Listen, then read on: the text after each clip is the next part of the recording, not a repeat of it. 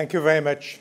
Of course, it's a little bit too many compliments, but I'm very glad to be here, very honored to be here, very privileged to speak in Dublin. I recognize some friends and people I know here, and I will try to pass my ideas as clearly as possible, and also to try to transmit a little bit of my optimism, because in this period we need optimism. So my point of departure is that all EU countries, small or big, rich or poor, old or new, quote unquote, will need European Union in the future. They will need the European Union in the future because they are all small. Most of them have a demographic trend which is aging population, lacking energy sources, having not invested enough in R&D, research and development, indebted, and they are confronted with, of course, a tougher and tougher competition from emerging countries. And with this basis, they are not able on their own to confront the challenges of today and of tomorrow. Being internal or external security, climate change, defend the interest of their populations, and so on and so forth. So all this might jeopardize the standard of living, the way of life of their citizens, generous social protection, and so on, if they don't react. But of course, European countries have also a lot of trumps. Together, they could, if they react, manage to have a good, better macroeconomic governance, better protect the interests and ways of life of their people, but this presupposes a European Union which is able to help them. A European Union which is able to decide efficiently, a European Union which is able to monitor and to check if member states are strictly and quickly implementing all the decisions it's taking, and to give back to Europe its place and influence in the world. The problem is, according to me, a lucid and candid assessment of the present situation shows that the current European Union, as it is working now, it has not the potential to help the member states as they should be helped. I think that the present institutional architecture and the decision-making system we have are showing signs of ill adaptation, of dysfunctionalities. The basic features of this system have remained the same since the 1950s, where we were 6 rather homogeneous countries, and we had one aim, the internal market. So we tried to have one decision-fits-all system. But now we are 27, very heterogeneous, and we are acting in a large array of policies and issues. And so if we take one institution after the other, the decision-making in the Council is not only slow, but not efficient, especially an important subject on which unanimity or sometimes common agreement are necessary, but even when we have, and I remember that the right of veto when we have unanimity has 2 effects. 1, this decision will not apply to me, but 2, this decision you cannot apply, you, the others, even if you agree with that. I prevent you to do that. But even when there is qualified majority, it's difficult to meet, to get, at the price often of reducing the ambitions. As for the Commission, it has become weaker. It has become weaker both in its role as locomotive, initiative of legislation, proposals are often too weak, not ambitious enough, and as a guardian of the respect of the rules of the member states. And I tell you frankly here, the rule to have to come back to the 1 member of the Commission per member state is not a good thing, and it leads to less independence, more intergovernmentalism, a more presidential system, and less legitimacy and strength. While, of course, I am in favor of a very strong Commission. As to the European Parliament, it has got a lot of more powers, especially with the Lisbon Treaty, but it does not give enough political legitimacy. Of course, there's a formal legitimacy, 100%, but not enough political legitimacy to the EU. And you know why? Because the political game is taking place in each nation state and not at the level of the European Union. And you know that the turnout to the elections in the parliament has gone from 1979, first time it was 63%, and now the last time in 2000, the last time the elections were 2000, I don't remember now, but it was 43%. And on top of that, the Lisbon Treaty did not did not take the appropriate measures to solve the serious imbalance that happens in EMU, that the monetary arm of the EMU is integrated, one could say federal, but the budgetary and economic policies are still belonging to the national states, the national governments. And this is affecting, of course, as we know, the history of the Union and of its currency, single currency now. In the same time, where this happened, the European dream, the support of the citizens for the European project has been diminishing. And to reverse that, we need to to boost the trust in European project. And actually, this situation is becoming less and less sustainable because of two facts.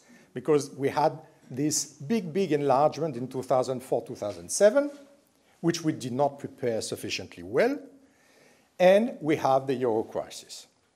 Enlargement, we have doubled our numbers, nearly, in between 15 members and 27, and it will continue with the Western Balkans, and the heterogeneity will continue to increase.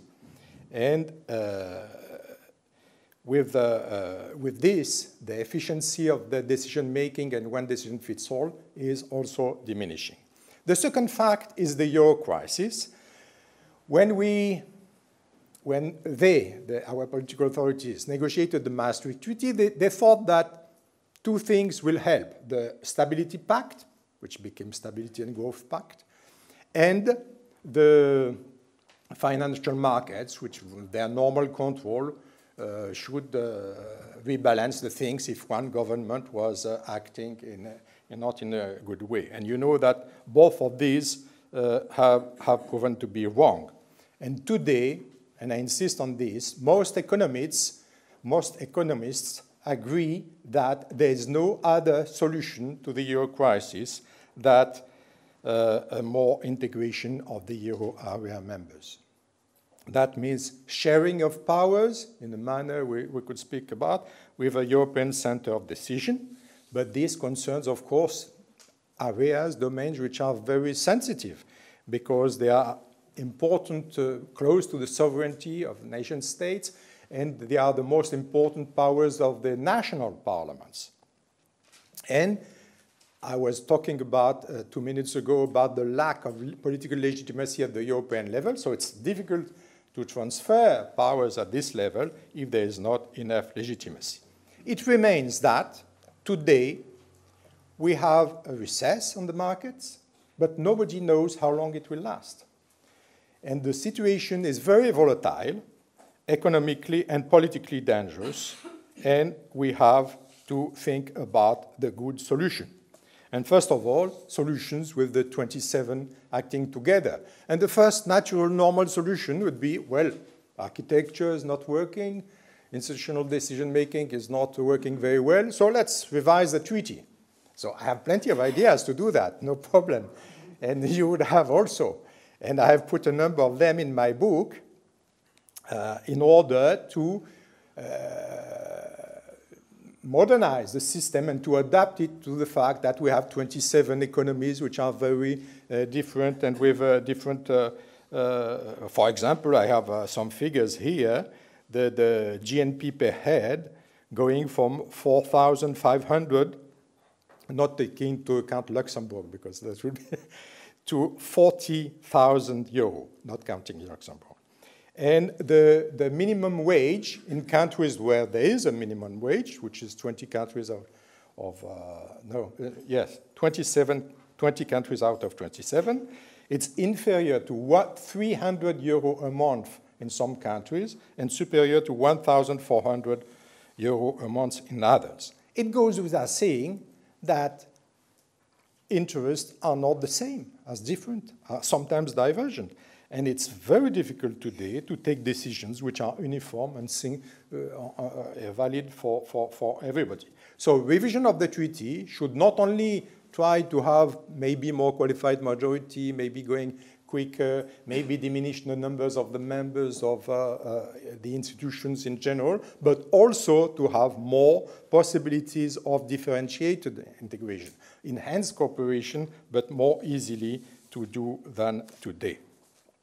And, but I would close this chapter here. It's my first way in the book. I'm trying to say the 4 ways which are possible to go out of this situation. The first way to revise substantially the treaty, I stopped there because you know, everybody here knows quite well that it's a way which is closed for the time being, which is impossible, implausible, or even politically impossible. So the second best option would be to continue on the present path that the institutions are working now. And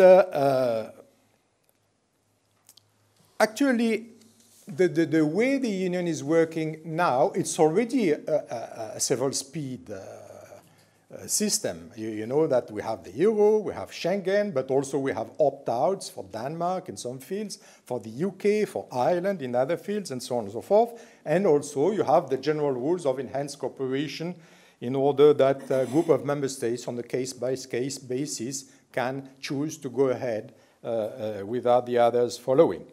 This possibility has been introduced in the treaty in 1999. 13 years ago. It has been, the conditions were considered as tough. So in Nice, it was decided to make them a little bit easier. No result, because after the Amsterdam Treaty was 0 case of enhanced cooperation. After the Nice Treaty, 0 case. And now with the Lisbon Treaty, we have a little bit modified again the rules. But in 13 years, we have 1 case and a half. 1 case which has been adopted, which is the law on divorce, which has been very difficult to adopt. And there's another one, the European patent, which is on the way to be adopted. But you see that this system is not enough because it's very difficult to implement and we have so few cases. One of the reasons is that procedurally you need a majority in the Commission, and the Commission is very reluctant to closer cooperation. You need a majority in the Parliament. You need a qualified majority in the Council, and so on and so forth. But the result is that we are not advancing on this. However, the present situation, the present crisis, obliges the member states which have the euro as their currency to go ahead, to react, and to adopt some measures together. Unfortunately, up to now, they have not been bold enough to adopt measures based on Article 136 of the treaty, which has been changed by the Lisbon Treaty, and which is very large. But they have not been adopting so many measures on this because the Commission does not propose many acts on this basis, but also because the euro members are hesitating about adopting legal acts which are submitted to the Court of Justice, to the control of the Commission, and so on. And what they have done is they have adopted some measures which are legally substantive. That's the six-pack legislation, so-called in the Euro jargon, which has been adopted in November last year. That's good, that's substance. But they have adopted also the Euro Plus Pact, which is very good, full of good intentions and good recommendations, but which reminds entirely, it's not the community method. it's in the hands of national authorities. More recently, this month, as you know pretty well, the 25 member states have signed what they call the Fiscal Compact, which is an intergovernmental treaty, which your government is going to decide tomorrow, I think, at which date the referendum will take place. This is more an important political, symbolic step on the way to further coordination on the budgetary and economic policies of the member states of the Euro. While integrated, the fiscal powers, why intergovernmental legally, this treaty provides, because I answered to the question to replace the things with what you call the community method. I have hesitation to call it like that, but it takes some of the essential features of what we call community method, which is decisions by qualified majority, a role for the Commission, a role for the Court of Justice. This is provided in this treaty. So that shows that sometimes an intergovernmental basis can lead to decisions which have the same efficiency as union normal acts. Against this background, the question is to know if this path chosen by the European institutions now is going to be enough to be sustainable in the long term, to be durable in the long term. In other terms, that would mean that countries like Portugal or Greece or others would be able to go and get loans on the financial markets at a normal price, low enough to allow their economies to rebound and to have a better growth. If this were to be achieved, that would mean that the way chosen in Maastricht were, after all, a good one. Centralized monetary policy, decentralized policies on budget and economic. I am very doubtful of that, and with me a lot of economists think that this cannot work. It would need a lot of political will, discipline for the member states, strong Commission, and so on and so forth. And I think that the recent history does not incline one towards much optimism. So I am not discarding this second possibility, the second option. It might work, but I'm not sure it might work. So I have examined, and let us examine briefly now, the two other options, which are two options of the same kind, two-speed Europe. In the first variant of this, it would be a politically progressing towards two-speed, but without taking a legal commitment to do it. A number of member states, probably on the base of the euro, the composition of the Eurozone area, would proclaim publicly that they will go ahead with as much as possible enhanced cooperation as allowed by the treaties. So we don't conclude another treaty, neither intergovernmental or revised European Union, but they decide that they should do more enhanced cooperation, and they will do that primarily within the European Union institutional framework. Therefore, it would not change the current balance of powers of decision-making and of control of implementation with the role of the Commission and of the Court.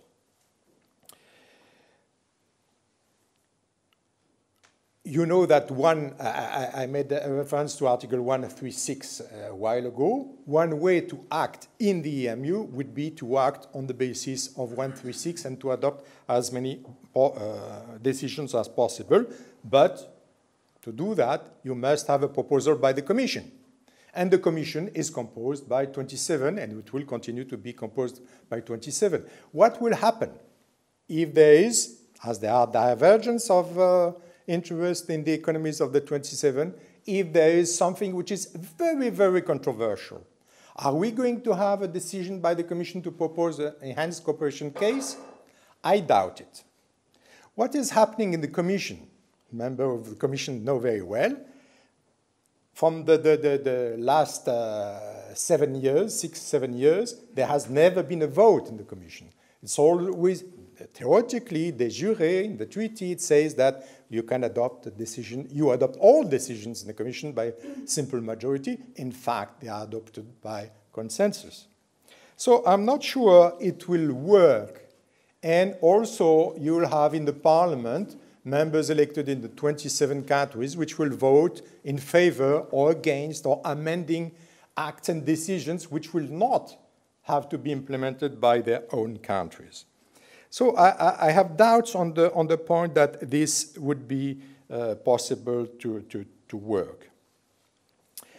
Besides, another problem would be that the European Union must avoid politically to be assimilated to an entity which brings only austerity, only measures which are economic savings and less social benefits and so on and so forth. So I think the group, if there is a group like that, not only should adopt acts and decisions in the EMU, strictly speaking, but they may do other things, such as one thing which Ireland does not like, taxation. Taxation, I'm very modest, and it will not raise any problems in Ireland, to have a minimal approximation of legislation, like establishing a common minimum way to calculate the basic. In social matters also, you can have a kind of minimum wage, salary, or kind of rules to retirement, things like that. You can have measures on immigration policy, on judicial cooperation, especially for example, family law with border implications. And you can have a number of cooperations done like that within the EU institutional framework, but also you could imagine to have other cooperations outside of this framework in an intergovernmental way, such as to strengthen the European Stability Mechanism or the Euro Pact, making it maybe more close to the working of the community method with qualified majority and so on, or a voluntary approximation in industrial cooperation or things like that. It would be for the participating members to decide if it's a case-by-case cooperation or if everybody is obliged to go to enhanced cooperation in a list obligatory to be followed by everybody in order to show that a credible project to the public. You know what I mean? Is that they are not doing only one thing, but they are doing several things, and you can present that as a thing for the future, not only to strengthen and stabilize the euro in a very sustainable way, but also to do other kinds of cooperation.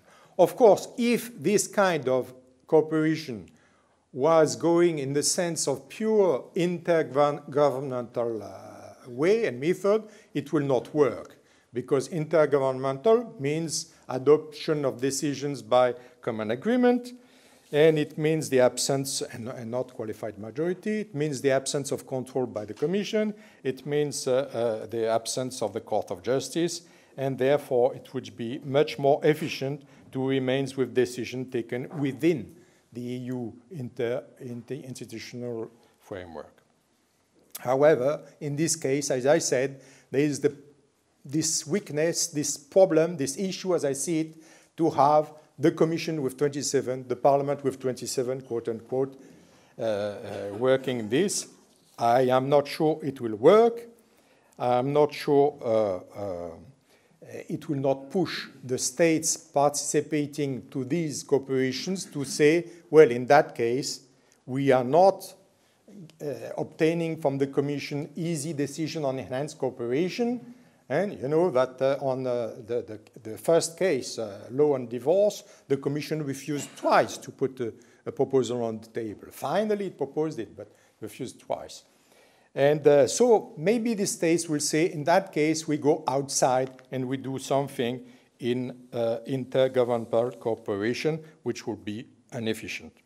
It's the reason why I think we have to go to the fourth option, which would be to a system where you will have the same aims as the option I just described, but with a treaty, with a legal agreement between the states participating to that, members of the euro area, and they will sign an additional treaty, which will be intergovernmental because it will not change the EU treaties, but does not mean that its content will be to adopt intergovernmental methods. On the contrary, I think it would do otherwise. Fourth issues on that, first, legal feasibility. I'm not going to go in details on that. I don't know how long I've spoken, but I will not go on details on that, but according to me, it's perfectly possible, both in international law and European Union law, to have an additional treaty like that. As soon as you respect perfectly 100% the EU treaties, you have the right on domains where the EU has not exercised its competence. You have perfectly the right to exercise them alone or with friends, 2, 3, or the 17 of the Eurozone, and establishing some procedures to your cooperation. Second problem, what substantive areas to have enhanced cooperation in this additional treaty? I think more or less what I said for the preceding option would be approximately the same, maybe going a little bit further on measures on economic side, because I think on this point is the key to be convincing both with the citizens and the financial markets that it's final. The decision on the euro is taken. It's there forever. There will be no way around it. And so an additional treaty on this saying that there will be a transfer of powers to the center. Maybe not a positive power, of course, because each country will continue to adopt its own budget, for example, but a possible negative power to say, well, in that case, your budget is not in accordance with what we have decided. And to have this, which is very difficult, of course, to transfer this kind of power, I think we need more political legitimacy at the level at the European level where these decisions could be taken, and I think that should be given to representatives of national parliaments. Why? Because these powers belong now exclusively to the national parliament. So you are going to take that from them. They are going to be obliged to ratify the treaty by which you are going to do that. So you have to convince them. And secondly, also because I think there might be difficulties both on the legal and the political nature to take only the members of the European Parliament of the nationalities of the 17. I think there might be problems. It's not an option which is excluded, but I think that might be a problem. So on the domains, I repeat more or less what I've said for the preceding option. On the institutional side, of course, it would be better legally and politically to avoid to create new institutions. But as I said, there is a problem both for the parliament, so I propose that. We'll see. And for the Commission, I think it is obvious that an additional treaty should not create another Commission. It goes without saying that we're not going to have a huge human resources organization and so on and so forth. But we would need a small administrative authority with the power to at least to control the strict respect implementation by the participating states of the decisions taken at that level. That we need absolutely, but I'm thinking about very small organ of 3, 5 members, I don't know, things like that. And so kept to a minimum. And about the initiative of proposals to be made and so on, I think this could be shared with the representation of national parliaments, this organ. this administrative authority may be also the Council. Not the Council, but the equivalent of the Council, because that would be easy for on the European Council and Council. You have already the Eurogroup meeting back-to-back with ECOFIN, and the Eurogroup at the level of heads of state and government meeting at back and back with the European Council. So who will prepare the legislative and the decisions to be proposed to this first speed group of the Eurozone? I think this administrative organ will not have the human and technical resources to do that. So you will allow it to go and outsource this either to the Commission of the EU with 27, if everybody agrees, if the 10 others agrees, or to the administration of a given state on a case-by-case basis, or even to a private organization. It depends on the cases. As to the Court of Justice, I don't propose any change. I think we can keep the EU Court as it is. If the 10 others agree, that would be the simplest thing to do, and it will avoid any divergence of the case law. As to the procedure according to which legislative measures or important decisions would be made, I think we could keep the qualified majority with the weight more or less we have in the Lisbon Treaty, according to the countries and the population and so on. And, but I'm thinking that in this field also we can make, have some imagination, and imagine that you can forget about unanimity and always take decisions by qualified majority. But in some cases, people, ministers, governments, which vote against a given act would not be obliged to implement it, but the others could be able to implement. And in other cases, it is absolutely essential for the euro, for example. They will be obliged to implement it even if they vote against. But in that case, maybe a strengthened qualified majority could be used on the condition that a blocking majority being composed of at least 3 participating states. But that's the real transfer of power of, if not decision, of control, which is necessary to have a sustainable euro in the future. Finally, the last issue about this would be to try to take into account the concerns of the 10 other EU member states, because they would be concerned that maybe this would disrupt the functioning of the European Union, or the 17 would not strictly implement the rules of the treaty, and so on and so forth. So we have to think about that, and we have to offer them, I think, 3 series of rules. First, openness and transparency. They should be aware of everything. Secondly, to have legal rules under the control of the Court of Justice of the EU, which would be seized either by the Commission or by any member state, that they implement strictly the EU rules, including internal markets and so on and so forth.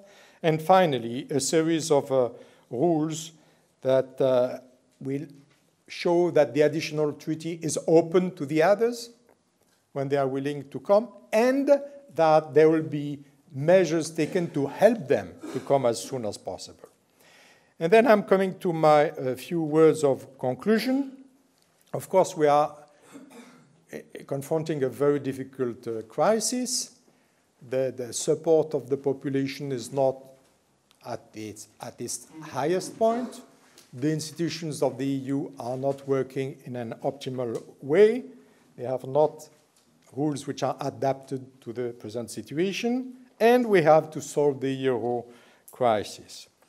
I think continuing on the present path might be possible, but it entails some risks, either on the dilution of the growing irrelevance of the Union, or of the risk of splitting up for good.